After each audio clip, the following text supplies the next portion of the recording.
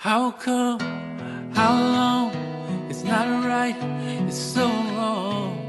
Do we let it just go on? Turn our backs and carry on. Wake up, for it's too late. Right now we can't wait, 'cause he won't have a second try.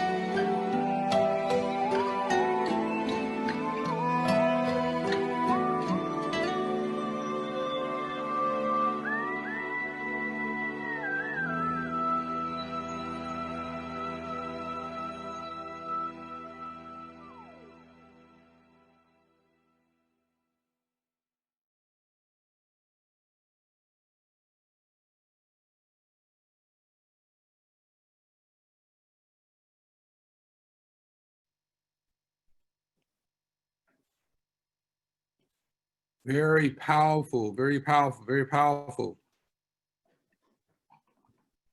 You know, in the midst of a pandemic, COVID-19, and following the uncovering of systemic racism in the United States with the televised death of Brother George Floyd and Ahmaud Arbery, we have invited men from across the country and globe to have a check-in conversation about being Black in America.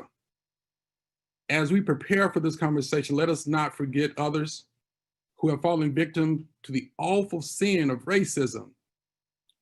Trayvon Martin, Eric Garner, Sandra Bland, Breonna Taylor, Tamir Rice, Botham Jean, Betty Jones, Michael Brown, Stephon Clark, and the many others who are just too numerous to mention, not to include those Africans that we lost in the transatlantic slave.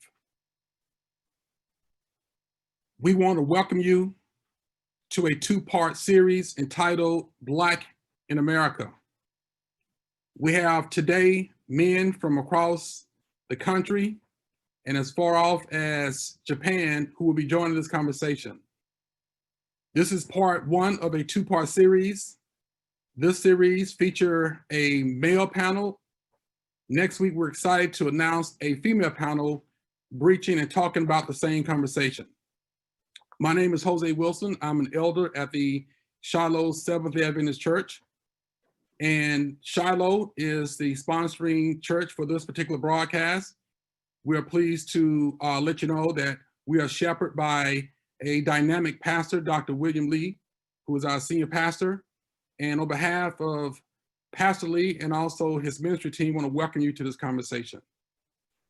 What I want to do to kick us off is to make sure we pause and have a word of prayer. So we're going to ask, before I introduce a panelist, we're going to ask one of our panelists to invite God's Spirit with us as we have this dialogue today. So we're going to ask Brother Micah Nichols to provide that honor for us. Micah. Lord, one, thank you so much for this day. Thank you for the opportunity. Thank you for the Sabbath, Lord. It is not a light subject that we will be touching on, Lord. But as our emotions are touched, Lord, as our hearts are touched, we ask more importantly, Lord, that we get in touch with your Spirit so that we can bring about a real and lasting change, Lord, in these crazy but interesting days. Thank you so much for this opportunity. Thank you for your son. And thank you for being who you are in the midst of this sinful world. In Jesus' name I pray. Amen. Amen. Amen. Amen. Thank you so much, Micah. And so man, we're really excited to be here. For those who are viewing in, I want you to take the time and share the link. And so we know that the link went out earlier today from our pastor, so please make sure you copy that and send it to people who you think would benefit from this conversation. We're really excited to have these young men from all over to participate in this dialogue. And so I want to make sure you know that we will be actually responding to questions. So if you have a question, go ahead and send it in the chat box. And so we have Mr. Arthur Webb, who is our chat box expert. And so he'll be chiming in periodically, asking questions so our panel can respond to. What I want to do right now also is just to take a moment to introduce our panelists. And so I'm going to share just a little bit about each one of them, and then we're going to ask them at the appropriate time to add any information they think is relevant for you to know about who they are. So we're going to first kick it off with Mr. Quentin Anderson. Quentin, hey Quentin, Ray, there you go, there he is. So Quentin hails in Blue Island, Illinois. He actually, you know, he's been coming to Shiloh as a guest for quite some time. He's currently a youth counselor with Youth Guidance, which is an organization I'm very familiar with. And he also mentors and participated in the BAM program. That initiative was started by President Obama, right, Quentin? Yes. Yeah, and Yeah. so there's an excellent program, man. He's also reside down in Homewood, Flossmoor. So let's give a big shout out, a finger snap for Brother Quentin Anderson. Also, we have with us Mr. Nate Williams. So Nate hails in Chicago, Illinois. Nate has been with Shiloh for quite some time. We've known him since he was, as a matter of fact, when he was born. And so Nate is actually lives in Shiloh. He's an entertainer. You know, I've seen him on Chicago PD, and so a great artist. And so Nate is also one of those young brothers who is going to have something positive to say, real to say about the situation. Let's give Nate a wonderful finger snap for joining us. Nate Williams. What's going on? And then we have hailing from all the way from Nevada, Las Vegas. We have brother Michael Nichols. Micah actually lives in Las Vegas. He's come to us several times as a visitor from Shiloh, as well as participating in our AWIFE programs. He's an avionic technician on the aircraft, the F-35. Nika actually attended our Northwestern Adventist Academy, and want to welcome. So you know something, man, I can't wait to talk to y'all about where y'all are, but let's welcome Micah Nichols all the way from Nevada, Las Vegas. Micah! Thank you. And then finally, we have brother Jonathan Fowler. Now, Jonathan is actually hailing from the location furthest away. He's coming right here. He's joining us from Okinawa, Japan. He grew up in Shiloh, Shiloh homeboy, Shiloh son. He's an officer in the Navy, also graduated from Chicago SDA Academy. And so I want to give a major shout out for Jonathan Fowler, who joined us from Okinawa, Japan. Jonathan! All right, man. Listen, y'all, we are really excited, you know, to have this conversation. As we move through, just so that the people who are watching can follow, you know, we're going to ask a series of questions, and we'll ask the panel to respond to those questions. Y'all, this is a conversation, so the individuals on the call, these are men. These are Black men who have been raised in this country, and we thought it apropos to pause and have a check-in conversation just to figure out and find out, you know, how this is impacting us in a variety of different ways. And so we kicked off the program with a video. And so you saw a video that actually identified several individuals over the past who've been affected by racism in America. And so my first question is going to be, and this is how it's going to flow. We're going to ask a series of questions, and we're going to keep it as organic as we can. And so we're prepared. And so for the audience, if something happens around the technology, just know that we're going to make those pivots, and we'll come back and rejoin the conversation. So we're going to kick it off, and I'm going to ask the panelists to respond to the following question. Just, you know, one of the things that I'm curious about, because, you know, we see a lot of things taking place in America. We're in a pandemic, and when the call went out, when you were asked to participate in this particular conversation, and my question is, why did you say yes? So think about it. Why did you say yes? Why did you say yes to participate in this conversation. And by the way, as I mentioned before, we're so happy that you did say yes. So I'm going to start with, I'm going to go this time, we'll start with Micah, and then we'll follow up with Nate, and then Jonathan, and then Quentin, okay? And so in that particular order. So just respond, why? So why did you say yes, Micah? I think for some of us, we become comfortable in our own little bubble where maybe racism doesn't affect us. We haven't seen it as strongly as we have in the past. So really, a lot of these videos bring to light things that are still happening around the country, around the globe, that may have been hidden or we may have not been exposed to. So for me, being a little bit more of a passive person, sometimes it does take a lot for me to speak up. But I think the video coming to light really brought out that it's past time for a lot of us to speak up about some of these issues. Even if they may not be directly affecting us, we are all involved as Black men and as a Black community. And we are in debt to our community to speak up and stand for our community. Yeah, thanks, Micah. Thank you. All right. So then I'm going to move to the next person as well, but I may have follow-up conversations or follow-up questions as we move forward. All right, next. So I said yes mainly because even with all the effects of it, there aren't any things being set in place as organization that I see. Okay. Information is hidden and not given, and people are just outside protesting and rioting and doing whatever it comes, but there's really just it seems to be no organization to it. So if I can speak to it, then I thought it'd be all right, Yeah, thanks, Nate. Thanks. All right, next. I say yes, primarily because, I feel still very connected to Shiloh. I still my home church, so anytime someone asks me do something, I feel a privilege to participate.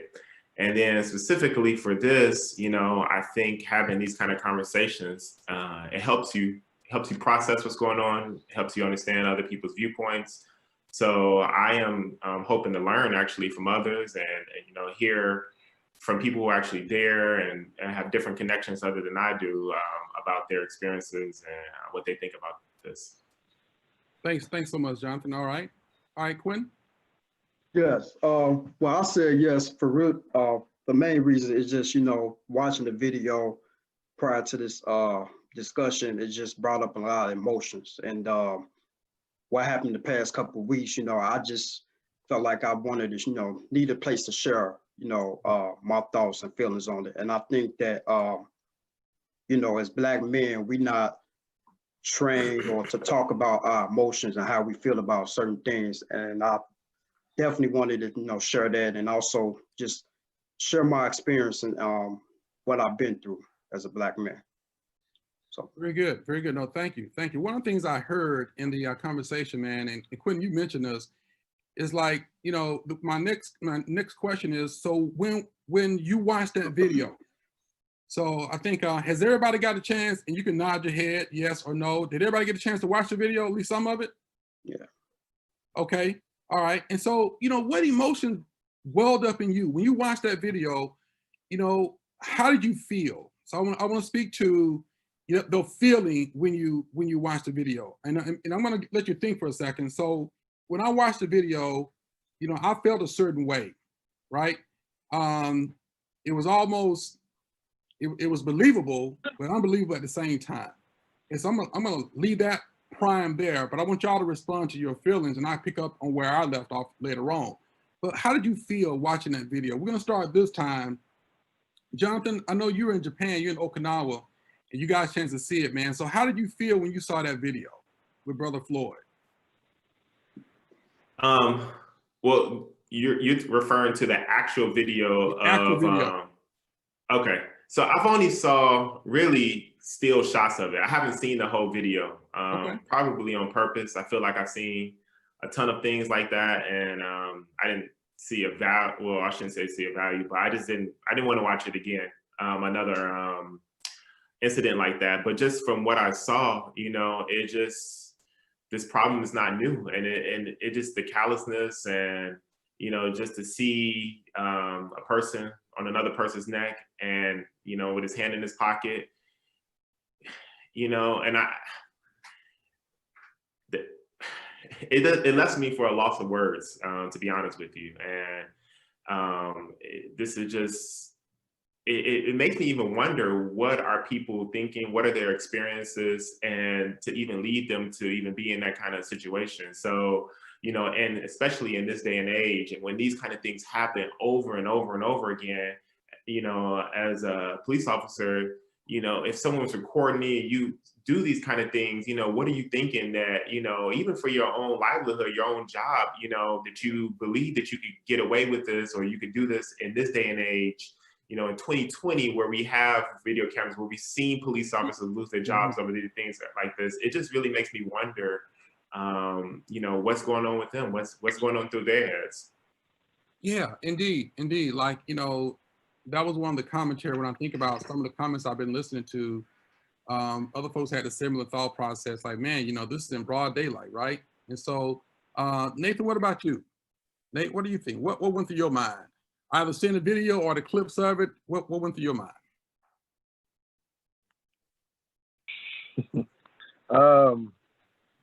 I mean, at the end of the day, the same thing that's went over my mind many a times, or just in my mind, it's the same emotion you feel as a black man driving and the police getting behind you. Yeah. It's all the same. You know, there is a certain level of fear that they want you to, that I feel like is being put on us. Like they want you to feel that way. So me personally, I can't agree with the masses. I don't really feel much of nothing about it no more. I'm kind of empty on it. It's normal. Wow. People are talking about how this can happen in broad daylight. I laughed. It's being videotaped. I laughed. It's been happening. We've been had cameras. People have been seeing it on tape. I think it's probably just had more of an effect because we were stuck in the house bored. And people had a reason. All right, let's get to doing something because we ain't doing nothing else. You know, so like I said, I can't really be emotional about it at this point unless we talking about doing something about it. And that's just me personally. You know what I'm saying? Like, if there ain't no action to it, ain't no point of carrying that plus the ones before it, slavery and everything before. It's like you carrying a lot of emotion without no action. So that's just a buildup that's gonna cause something else. So me personally, all I can really say is that, yeah, I feel empty. You know what I'm saying? Because it could have been me. Could have been anybody on this cameras. It could have been anybody watching. It could have been, you know what I'm saying? And it has been anybody's for years. You know what I'm saying? Before I was born, before he was born, and before Quinn was born, before Jonathan was born, before you was born. So. And I was born a long time ago, Nate. I see. Yeah. Hey, man, so I'm hearing you, Nate, because I think when you talk about that empty feeling, it's like some may describe it as being numb. It's like, okay, because if you were to hit your hand in the same place or a body part in the same place over and over again, what happens to that? What happens to the feeling in that area? It goes numb. It's like you keep hitting it and hitting the same location, it goes numb. And so I think a lot of people watching can relate to that feeling of emptiness, because this is what we caught on tape, you know, and so it's been going on and on and on for quite some time. And so, so Quinn, what about you, man? So what were some of the things that came up for you when you watched that video? Yes. Well, two things, man. I was traumatized and angry. What I saw, man. For one, you know, just a lot of anger, you know, just came up inside of me, and then just, you know, just seeing that man having his knee on his neck, you know, hearing, because I saw the whole video, and I actually know you know, a little bit of the story and things like that, how it ended up to that. And then, you know, just traumatized me because the fact, you know, this man he was crying out to his mama, you know, he said he couldn't breathe, you know. And for me, you know, just knowing the work that I do, I work with young men, you know what I'm saying? And you know, we talk about this, you know, in our groups and things like that, how, you know, these kids, like what they were saying, you know, these kids are numb to it. They live through this stuff every day. So for me, you know, just a lot of anger that boiled up inside of me. And I just, you know, just got tired, you know, just felt tired. And that's why I'm here and wanting to share my experience, because I really want to, you know, let the listeners know my experiences and our experiences, what, you know, as far as we've been through and things like that. That's great. Hey, thanks, Quentin. What I'm going to do, just so because I've heard it twice now, what's going to happen is once I hear from Micah, I'm going to check in with Arthur to see if we have any questions. I want to encourage people who are watching to really dial into the chat, ask questions. We have someone who's dedicated just to respond to those chats. You get a chance to hear his voice a little bit later on, Mr. Arthur Webb. And so we're going to actually talk about some of your own personal experiences as well. We hear from that. That's the next question. So, Micah, what about you, man? What came up for you when you watched that video? I agree with Quentin. I think it was a lot of anger. And there was anger for a couple of reasons. I felt that everybody who witnessed that, be it the 4 police officers that were involved, 4 or 5 police officers involved, and even the bystanders, however what that many was, 3 or 4, they felt that their life had more value than George Floyd. And the reason I say that is because obviously the police officers did what they did, but the bystanders did not make an attempt anything further than words, right? Because they felt that their life was in danger. So immediately I put myself in that situation. Like, what would I have done? I agree with Nate. I feel like there would have been a degree of fear, but I also feel like I could not stand there and watch somebody's life slowly be taken from them. It wouldn't, me as a human being and me being empathetic with that, I don't feel like I would allow that to happen. If I had to die so that situation could get better, I feel like I would be willing to do that in that situation. And maybe that's too much. Maybe that's too much for some people. But I do think that having that anger sometimes really is healthy, because it allows you to act. And I agree with what Nate said. You know, you do get to that point where you are numb, but a lot of times that anger can be healthy if you're using it to make a positive. But another feeling I felt was a lot of disgust towards the officer. I mean, I agree with Jonathan. I didn't really want to watch the video, but I kind of felt compelled to watch the video to really see the degree of evil that was, I guess, displayed. You know, it was blatant. It was sad. I was literally looking at the timing of the video, how long the timing was. It was like 7-8 minutes that he was on that. And I do think it's a lot different from what we have seen, as opposed to, a chokehold or getting shot. This was a lot more conscious. And then you did have people trying to point out, you know, hey, this is wrong. And he was still consciously saying, no, you know, this is right, you know? Yeah. Excellent, man. Excellent. Let me just, I want to pause right here. This time is going to go by really fast. I can already tell. And so, but we're going to finish within an hour. I want to give a shout out to each of the panelists, man. I'm really honored to be talking to such powerful Black men and so well able to express and to articulate. So I wanted just to lift y'all up right now. And I'm going to be talking about, you know, some of your experiences you've had, you know, being Black in America personally. And so I think it's been well articulated that, you know, over time, you know, we've seen issues and situations bubble up in this country. And sometimes, you know, it seems like it's like a flash pan. The issue happens and then things die down. This seems like it's a little different. It seemed like this could be a little different. What I want to do is pause and ask Arthur Webb, do we have any questions right now coming in from the live stream? Arthur? So we don't necessarily have any questions. We do have a few comments I kind of wanted to relay to you guys. Yeah, go ahead, Arthur. The first one Says racism has never been addressed. 52 years of civil rights movement. Nothing has really changed. Yeah, absolutely, absolutely. And I think, and so that's the crying call right now for a lot of the leaders across the country, those who are leading a variety of movements. And one of the things that seems to be a little different, y'all, right now, is that I haven't seen in previous incidents as many of our white brothers and sisters participate in the marches. And so Nate said something too that I also heard, and that is because we are sheltering in place. Hey, I'm not sure. Hey, Jonathan, are y'all sheltering in place in Japan? We are sheltering in place. So y'all check it out, man. That's insane. Just by the way, it's morning time. Last I checked, it was around 5, 6 o'clock a.m. that Jonathan's checking in with us on. So we talk about a pandemic, man. So people actually shelter in place in nature. That's a great point, because people really, many people probably be at work or doing other things, and this maybe missed their radar, right? But because we are shelter in place, and then the news is kind of pervasive everywhere, people got a chance to see it. So yeah. Anger, and boredom, and the sense of not being able to do or choose to what to do.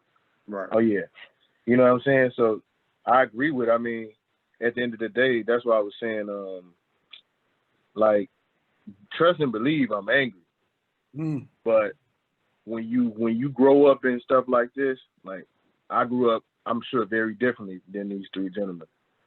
I know one of them very well when I was a kid, and that's Jonathan. I know Michael as well. I seen Quentin around, but I know I grew up very differently from them. So for me, I can be angry all I want.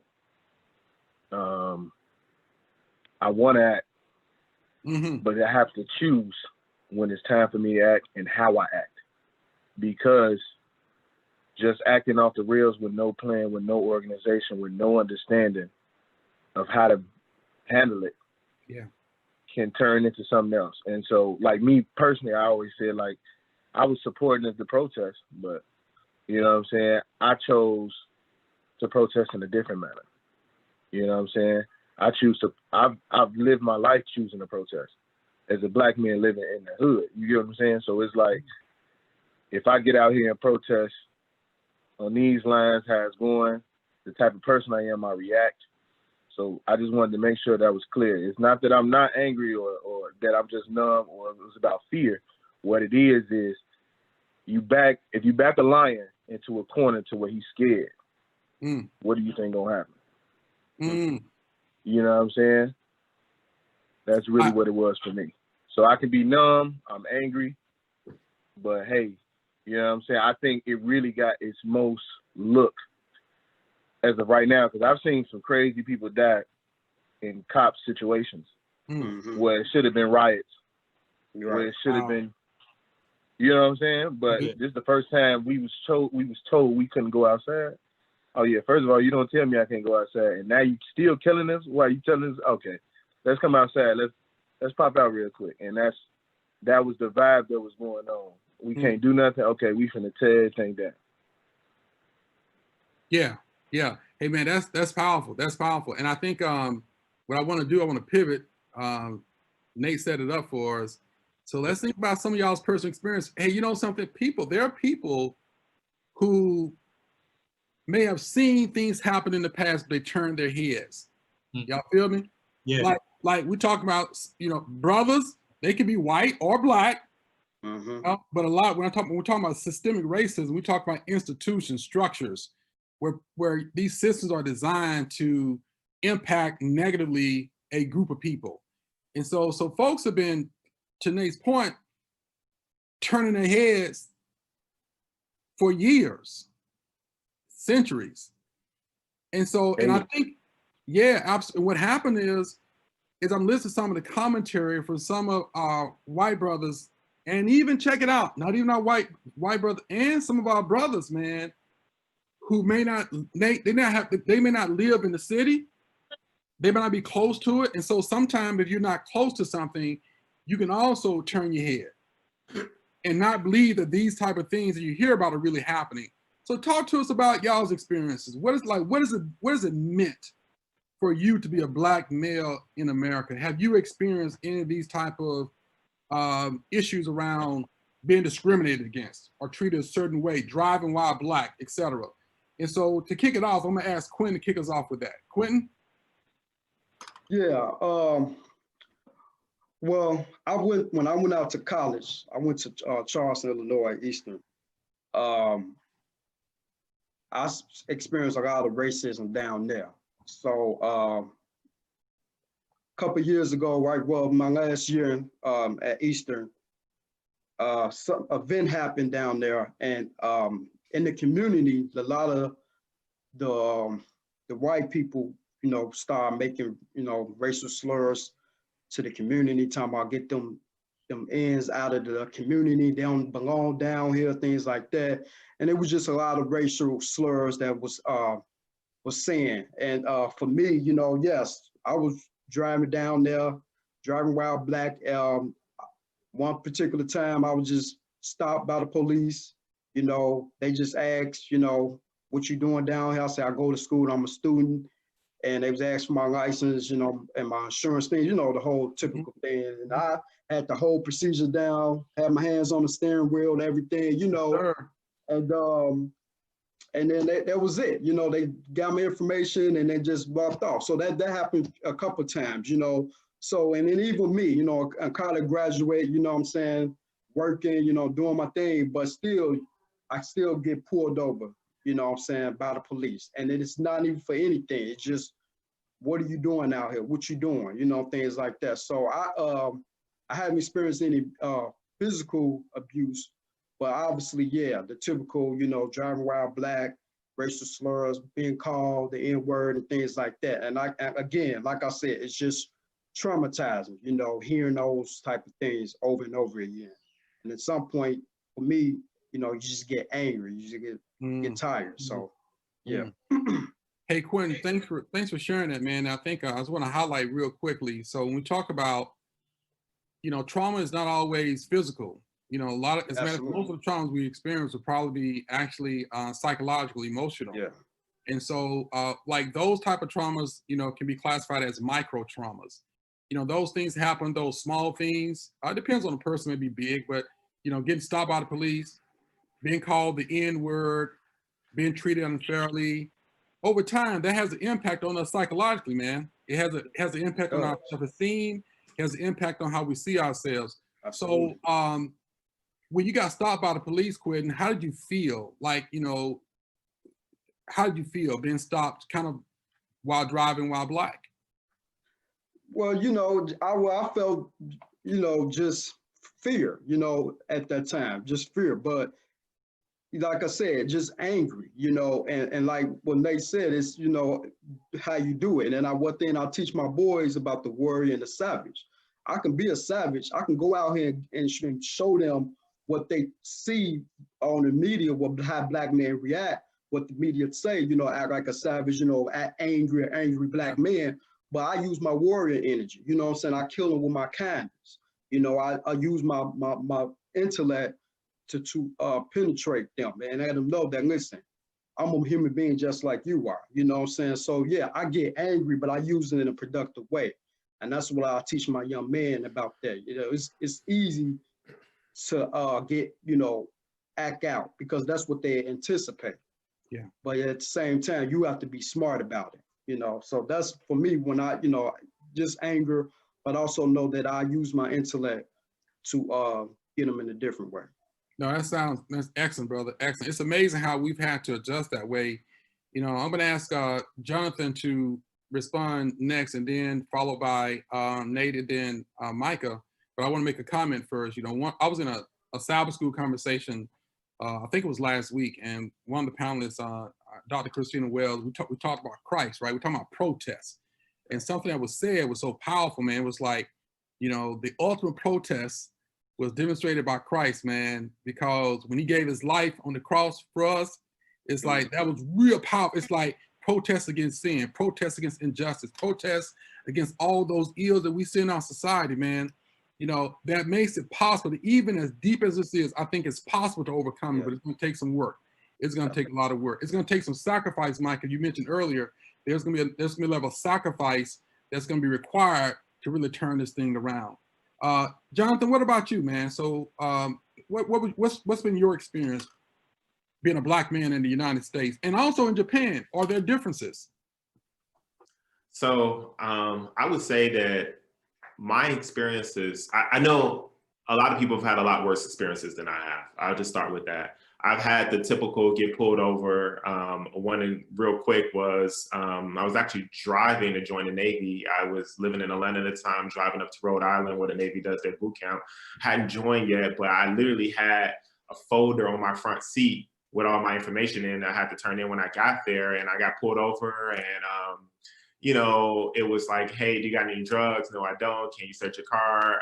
Well, you know, and for me, I knew my rights. I said, you know, I don't want to waste your time. So, you know, I'm not going to consent. And so they had the dog walk around my car, and somehow they said the dog alerted. So now they, you know, get the opportunity to search my car. They pull me out, and, you know, they go through everything. And then at the end, they don't find anything. And they say, hey, you know, we just want to ask you, you know, we just want to validate our dog. You know, do you have any drugs? We're not going to take you to jail if you do. And, you know, at the time, and it was true. I said, no, I don't. You know, I can't help you on that one. I don't have any drugs. And, you know, they let me go, and come to find out afterwards, if I had to say, yes, I did, you know, I could have went to jail. There is no, you know, tell us the truth. We're not going to do anything to you, you know. And so that was a kind of interesting experience for me. And actually, in the next month, that happened again. I didn't get searched that time, but, you know, it was just kind of interesting to me that I wonder if I had looked different, would I have been asked to be searched so much? And I understand I-95 is a big corridor for drugs. So, you know, but it just the profiling, and I wonder what would happen if I had to look different. And so the question, as far as living overseas, living in Japan, so I've been here for about a year. And before here, I was in California for almost 2 years. And before that, I was in Spain for 3 years. And so my experiences outside the US have been completely different, especially from growing up on the south side of Chicago. I mean, the whole time I was in Spain, in the area I was in, I really don't think I heard about one murder, and which is crazy. And I tell people about, you know, some Spanish people I work with, about, you know, what it's like in Chicago, and their minds are just blown, like, wow, like, you know, they just can't imagine, you know, when I tell them how many people were shot in the summer, you know, yeah, that's just how many people were shot, how many shootings is, you know, even higher. And so it's interesting to me how much we tolerate because we maybe don't know different. I think if, you know, a lot of people had the experience and they could choose, hey, I could live here, I could live there, they wouldn't choose to live, you know, maybe in Southside Chicago, definitely, and then maybe not choose to live in the US, because there are places where, you know, in Japan, for instance, violence is just really unheard of. Since I've been here, you know, we have heard about a couple incidents, and they're mostly been with knives. You know, you don't get a lot of shootings. Somebody robbed the ATM or a currency exchange maybe a month ago with a knife, and I think no one was hurt. And so that was like a big deal, you know. And so the violence here is just a lot different, and especially with police on citizen violence, you don't hear about it a lot. And so, you know, even in Spain, it's just a different, I believe, kind of construct with how the police relate to the civilians there across the board. And, you know, while I was there, the church I was going to, the Adventist church, there was a type of police. It was, I think they would be considered state police there. And, you know, they were like, man, if we pull out our gun and shoot, like, it would just be crazy for them. That, you know, idea was just, that's like their absolute last resort in the situations. And granted, their population is a lot less violent. So it's just a whole different construct I found, you know, living in these places. These places are not a panacea. You know, they do have their wrongs. I do feel grateful to be from Chicago, from the United States, for a variety of reasons. But it's different in other parts of the world. Man, very well said, Jonathan. Man, powerful, powerful. Thank you so much. Nate, and then Micah. Question posed to you. All right. I got a story. I had moved to LA. I think I had moved to LA with a very close friend of mine. It was like brothers. We get to LA. Within 3 hours, we changed, freshened up because we drove there. We coming out the house. I'm in flip flops. I'm just setting the picture for you. We not in nothing flashy. We in a Ford Focus. It's me, him, and the other guy who we knew that was there. So he gets in the back, I get in the passenger seat, and my man's he gets in the front seat to drive his car. Before we get in, we see LAPD across the street, and this is when we first got there. I was living in Compton. I moved to North Hollywood, but I stayed in Compton at first. So we see the cops across the street. They see us get in the car, and you know what I'm saying. I'm very sarcastic. I'm very I like to tell people I can be like that. So you know what I'm saying. I just waved. They was doing their job. We don't like the police, so I wave at them. That kill them with kindness. That's what that is. Like, don't think I'm a threat, but what's up? Be safe out here. I'm finna get in the car. So we get in the car. We get around the corner. We get maybe about a mile and a half. The same cops have got in their truck, turned around, caught up with us on Sepulveda Boulevard, and pull us over. Real hostile. I'm on the phone, and again, I'm in flip-flops. They come up, and so is my friend. He in flip-flops too. They come to the car, guns drawn. Wow. We have already been told how LAPD is. So, you know what I'm saying? We outside the window with it. We showing our hands outside the window like, listen, don't come up here with that. Chill out. You can put them guns away. You know what I'm saying? But they not trying to hear it. The one on my side happened to be kind of cool, but his partner was hot. He was ready. So he's trying to get, we asked him, well, we was put over, officer, so why was you put over? And he didn't want to give us no information, but my side, the guy that was on my side, he was like, we had a disturbance of a bank robbery, or it was something got robbed. A restaurant, bank, I don't know what it was, but he said that somebody had robbed the place. And our vehicle matched the description. Wow. But he just saw us come out the house. You see I'm wearing flip-flops. I said, who would I rob in flip-flops, my man? And I'm on the phone, so it's kind of like I'm trying to handle something. So it's a situation where it's not there yet. Mind you, I also know the law. That's another thing I told Monica I would tell y'all. Listen, as Black individuals, you need to learn your rights. Yes, learn absolutely how to deal with traffic stops. Don't open your window all the way. No, you cannot search my vehicle. If I'm a passenger, no, you can't get my license. You don't need to see it. I'm not the driver. You know what I'm saying? Am I being detained or am I free to go? So these are the questions, me being a concealed and carry member. So I carry a weapon. So I have to know the law. Mm-hmm. So are there weapons in it? Yes, there are. Can I search? No, you cannot.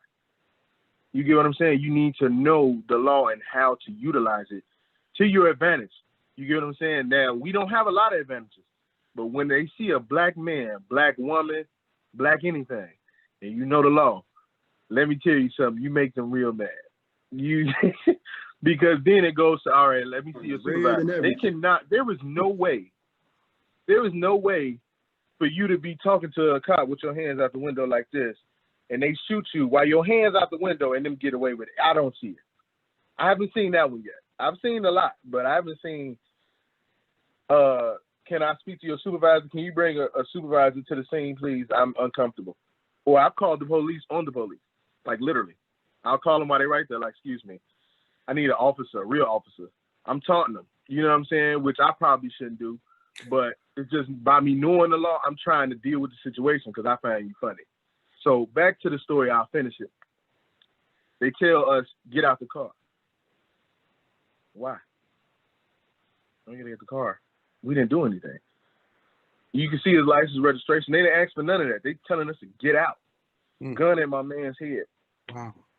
And I said, bro, maybe we should get out. Maybe we should. You know what I'm saying? Only because oh my God, lights just changed. You okay? Go. yeah, we finally decided to go ahead and just get out the car because he was definitely wilding. Thought we was finna die. My man takes his seatbelt. He tries to take his seatbelt off. And the cop gets so impatient that he busts right through, open the door, undo his seatbelt, gun in his face, pull my man's is 6'7". He pull him out the car. You know what I'm saying? And I'm like, chill. I'm like, relax. So now we heated, but again, sarcasm and also knowing the law. So at this point, when we talk about earlier, when we talked about anger, when we talked about being numb to it, let me tell you how numb I am. I say, oh, we finna die. Okay. I'm finna go out laughing at least. So I get to talking about the police. You know what I'm saying? I get to talking about the guy on my side. Just fine. I'm making him laugh. Little did I know, the fact that I started to make him laugh, he started to control his partner. He was like, man, they not even, they chilling. They not, you know what I'm saying? And they both white. Thick mustache, look, you know what I'm saying? I think I made a joke like a perv joke because he had the thick mustache from back in the 80s. You know what I'm saying? Like, it's like a situation where we was about to die. I'm that numb to it at this point, and this was a few years ago. I'm numb to it at this point to where, listen, I sit in my car and I'll be like, I'm not getting out. You're just gonna have to shoot me in here. If today is my day, then it's my day. That's how I live my life. I don't know about anybody else, but that's how I live mine. So it's like, you know what I'm saying? Today could be my day whenever I get pulled over by the police now. And if that's the day, hey, so be it. I hope I'm right. Yeah, man. You know? Nate, I tell you, man, that's powerful. And I'm just contrasting real quick. We're gonna get ready to show this video. We have a video I want you guys to respond to, and then Pastor Lee is gonna come on and do a closing thought for us. But I'm just contrasting, Nate, your experience, and Jonathan, what you share with us about life overseas and places you've been. And it's a major contrast, right? Because that's really traumatic, man. On the one hand, Nate, I'm smiling, but I'm also thanking God that, he spared you in that situation, right? Because gun drawn to head, normally that doesn't end well. And so thank you for articulating that, brother. So Micah, go ahead and share with us. And then when Micah gets done, we got a video I want you guys to respond to real quick. And then Pastor Lee is going to join us for a closing thought.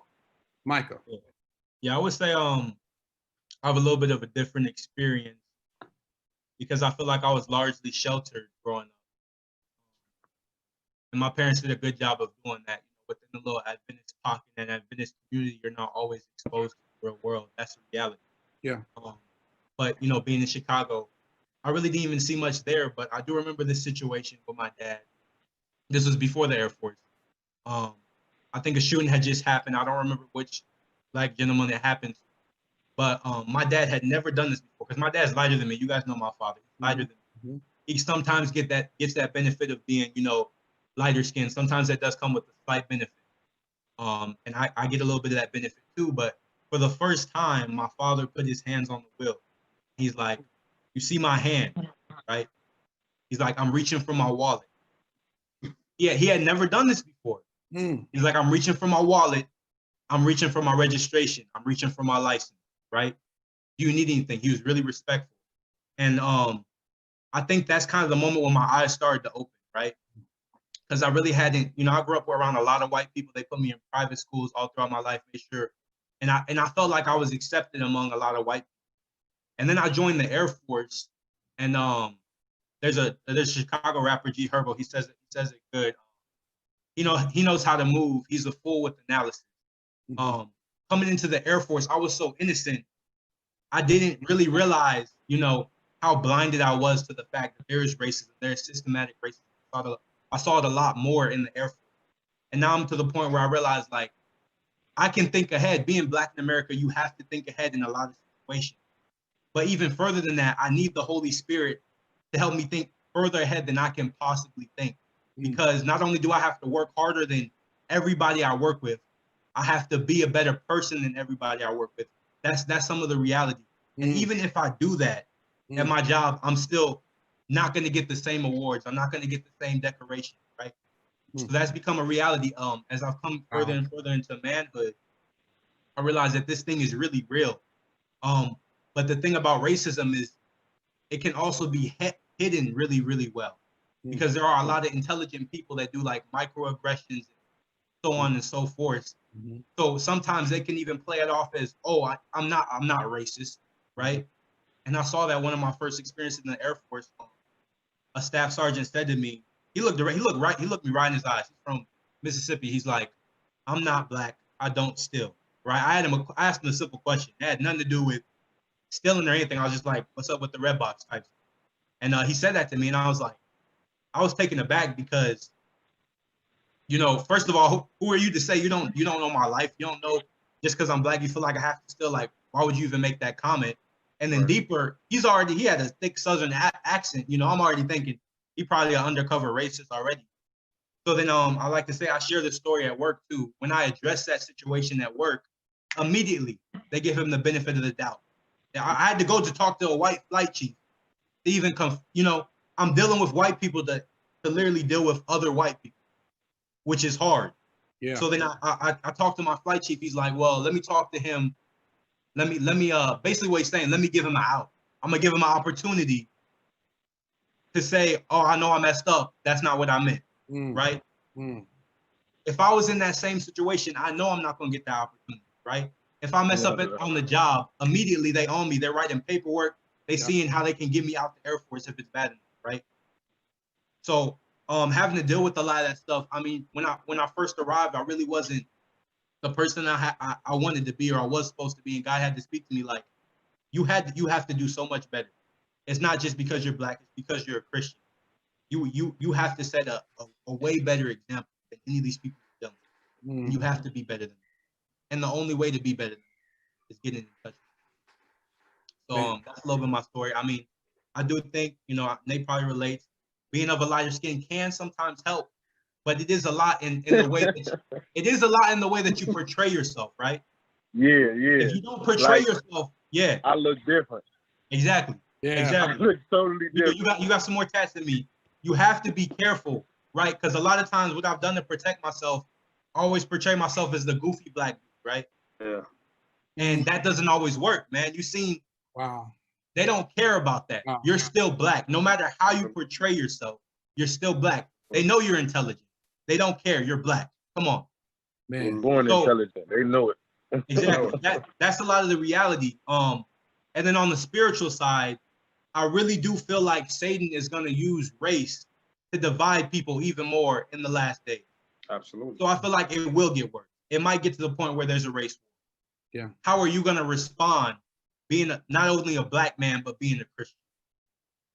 Hey, man, Michael, that is powerful. Listen, man, y'all brothers are so articulate. I mean, I'm just fired up, and the time is like running by real. I'm like, oh my goodness. Listen, I'm gonna ask Travis to play that last video, and then I want y'all to cue in on the video, and I want you to give me about I gotta ask you to give me about 2 sentence responses, a response to it, okay? And so then by that time, we're asking that Pastor Lee join us, and then he's going to begin to prepare to close us out. I will introduce a pastor, and then we'll begin to close it out. All right, you ready for that, Travis?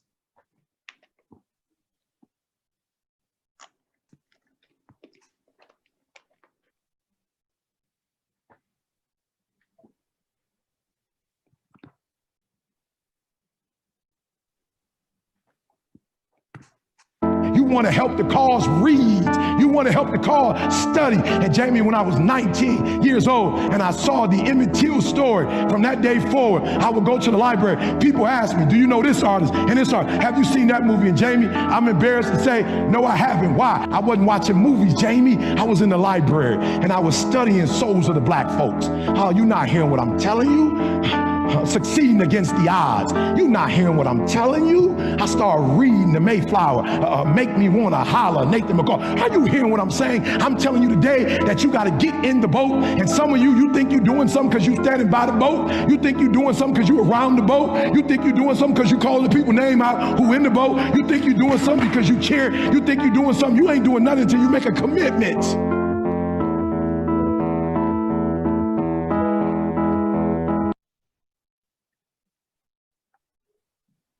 Man, powerful.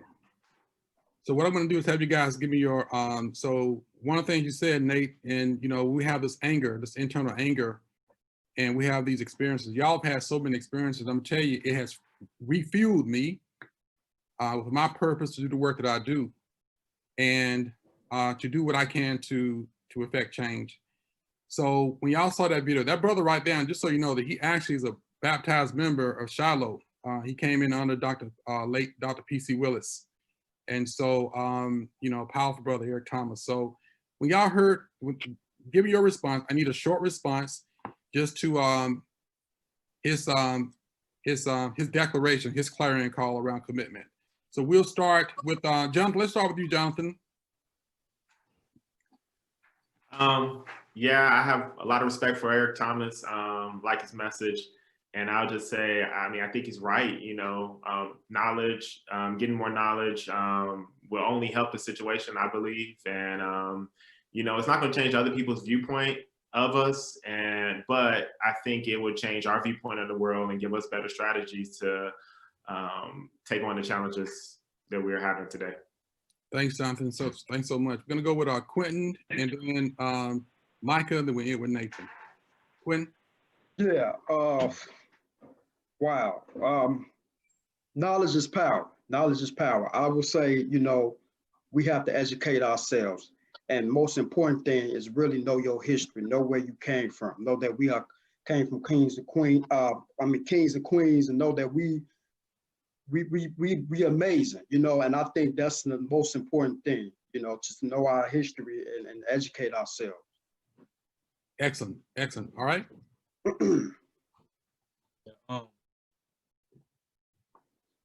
What is my commitment? That's a deep question. I feel like, honestly, I haven't been committed enough, and that I can do a way better job, like they're saying, gaining knowledge, but also expressing. Because a lot of times, you're trying to fit in, and that gets in the way of your expression. So it's not always protesting. I think it's also educating. You don't have to be super knowledgeable to educate on who you are, right? And a lot of that, I think, I've talked to people at work, white people. When they know who you are, it helps them come from a better angle of trying to understand and sympathizing with you on a lot of these issues. My commitment, I don't even know my commitment. I just know I'm committed to something at this point. And whatever form that takes is the form that it takes. Let's go. Excellent. Excellent. All right, Nate? At this point, I'll be redundant. But I would just say,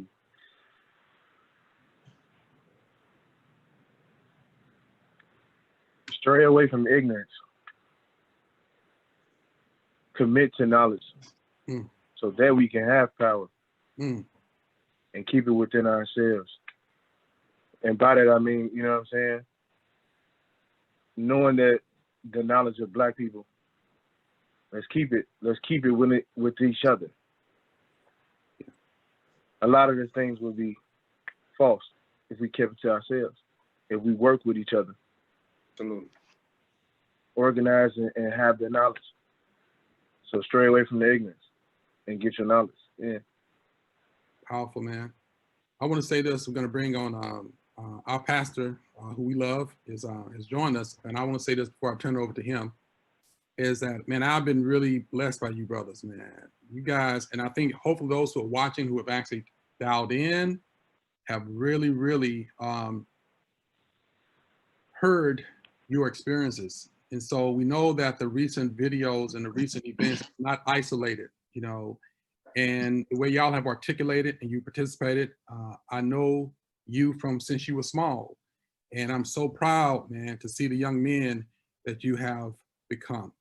And so with that, I want to personally thank you for making this call today. And we send much love to you, Jonathan from Chicago, always. Much love to you, Micah, in the Valley of Las Vegas. From Chicago, and then around the corner, Brother Quentin, much love to you, down the street in Blue Island. And then Nate, you're probably only a few blocks from me. And so much love to you, my brother. All right, Pastor Lee. Yo, I am thankful. I want to echo Elder Wilson very much so. Man, I look at this panel tonight, and when I see 6 brothers who are brilliant, who are what God has called them to be for such a time as this. 6 brothers who are able to come together tonight and to be able to articulate their experience, who they are, what God has put inside of them. See, what happens is that CNN would never report this kind of story. You know, we will never get on a mainstream when we're doing something positive, when we're talking about issues that have faced us. But our reality, what we all got to understand, everybody, is that we are not who somebody else said we are. We are created in the image of God. That means this. That means that we are capable of success. We are capable of achieving things that can nobody else do. We are capable and ready to do a work in this world that's never not been seen. We recognize that for so many years, right, hundreds of years, that we have been trying to be oppressed, depressed, and suppressed. But the enemy cannot hold us down. My dad, Elder Wilson, everybody taught me as a young boy growing up in the hood of Ben Harbor, Michigan. My father taught me as a young man that there was nothing more powerful than a Black man that knows the Lord for himself. Because when you know God for yourself, you don't got to get a hookup or a handout from somebody else. You don't got to turn to the man for the man to give you something. When you know God and when God knows you, and when you have self-worth, when you have some value and some integrity of who you are and a purpose and a mission in life, let me tell you something, y'all. Sky is not the limit. God has called each and every last one of y'all to be world changers, and that's who we are. We have done so much for so long, and it's time for us as men, as Black men, to stand up and to represent. I know Micah only gave me a couple minutes right now, so I won't go on too long, but I'm gonna tell y'all, we gotta represent. We gotta flip this script. We gotta change the narrative. We gotta understand and teach a generation like Quentin and others that are doing as well with manhood and everything. We gotta change the narrative of who we are, and it begins with us, and it begins with us teaching the generation that's coming behind us as well. We've got to understand that mathematics and science, that all came from us. Yeah. we got to understand that the Bible, the Garden of Eden, that was us as well. We didn't arrive from slavery. That's not our history. That's a part of our history.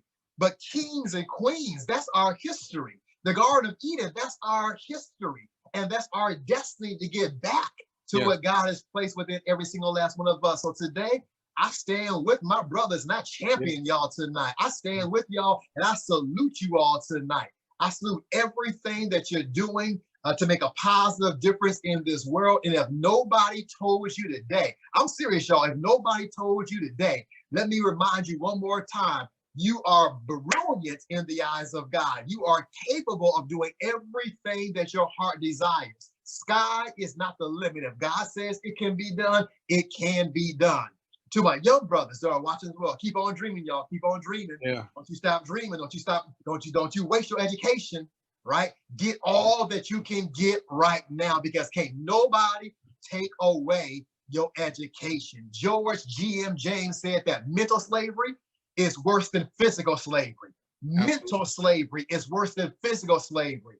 So we got to come out of this mental mind frame that I'm less than, that the man's going to hold me down.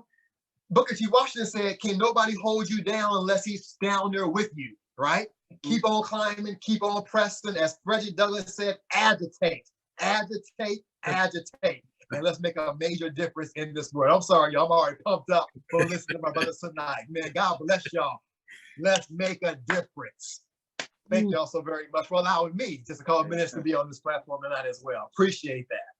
Thank you, Pastor Lee. Thank you so much, man. Thank you so much for those words.